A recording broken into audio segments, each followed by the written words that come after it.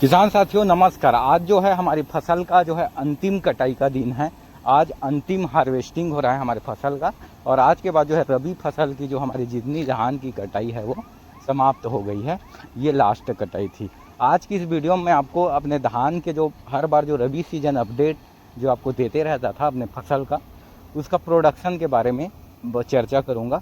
Production से पहले variety के बारे में जान लेते हैं। वैरायटी जैसे कि मैं अपने पिछले वीडियो में भी बता चुका हूँ कि मैं 3 से 4, 5, 6 प्रकार की वैरायटियाँ इस बार जो लगाया हुआ था, तो उनमें जो है प्रोडक्शन कैसे आया। तो मैं अभी अपने वैरायटी को छोड़ के अपने सभी खेतों में प्रोडक्शन की बात करूं, अपने धान के खेतों में जो रबी की जो मेरे धान के खेत में उसकी प्रोडक्शन की बात करूं, तो लगभग 21 क्विंटल के आसपास एवरेज उत्पादन मेरे सभी खेतों में आया है। 21 क्विंटल के आसपास।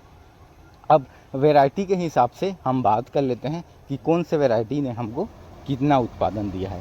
तो सबसे पहले बात कर लेते हैं हम लोग 1156 की। 1156 ने मुझे जो है 21 से 22 क्विंटल प्रोडक्शन दिया प्रति एकड़ के हिसाब से।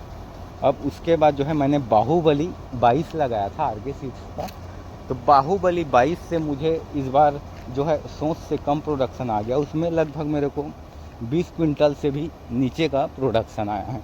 सिंधु भी 20 क्विंटल से नीचे का प्रोडक्शन दिया है मेरे को, उसका भी उत्पादन 20 क्विंटल से नीचे आया है, लगभग 18-17 क्विंटल के आसपास। अब उसके बाद बोल देते हैं सिंधु में मेरा काफ़ी जो है तना छेदक का प्रकोप हो गया था और वो कंट्रोल नहीं हो पाया, तो बहुत ज़्यादा उसमें जो है तना छेदक लग गया था, इसलिए लगभग वो 17-18 क्विंटल ही मेरा उत्पादन दिया प्रति एकड़ के हिसाब से।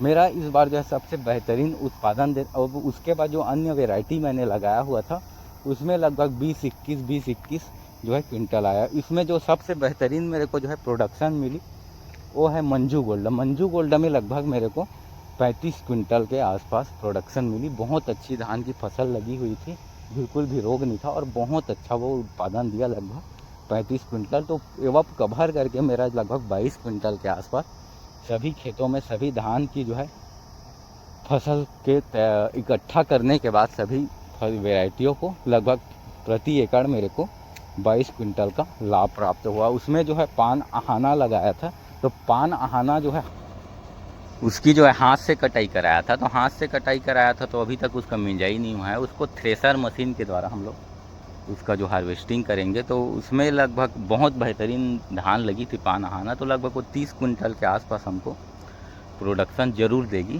गिरे हालत में देगी। फिलहाल इस साल रबी फसल में मेरा जो है प्रोडक्शन जो है पिछले अन्य 2 सालों की अपेक्षा गिर गई है।